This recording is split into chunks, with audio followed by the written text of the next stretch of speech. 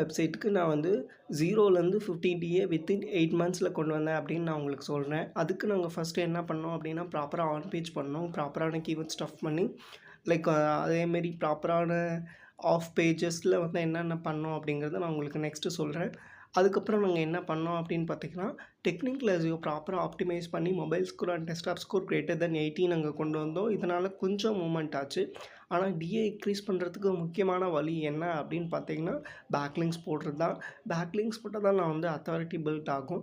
Authority build ஆனால் தான் Google வந்து ட்ரஸ்ட் பண்ணும். உங்கள் வெப்சைட் வந்து நல்ல வெப்சைட். என்ன தான் குவாலிட்டியான கண்டென்ட் போட்டிருந்தாலும் உங்கள்கிட்ட அத்தாரிட்டி இல்லை அப்படின்னா வந்து வெப்சைட் வந்து ரேங்க் ஆகாது. அதுக்கு நாங்கள் என்ன பண்ணோம் அப்படின்னு பார்த்தீங்கன்னா, ஆர்டிக்கல் சப்மிஷன்ஸ் நிறையா ஃபோக்கஸ் பண்ணோம். அதில் வந்து கான்டெக்சுவல் பேக்லிங்க்ஸ்ன்னு சொல்லக்கூடிய அந்த விஷயத்த நாங்கள் ஃபோக்கஸ் பண்ணோம். அப்புறம் ப்ரொஃபைல் க்ரியேஷனில் ப்ரொஃபைலில் வந்து வெப்சைட்டோடைய ஹோம் பேஜ் யூஆர்எல் கொடுத்து ஹோம் பேஜ் வந்து நாங்கள் ஸ்ட்ரென்தன் பண்ணோம்.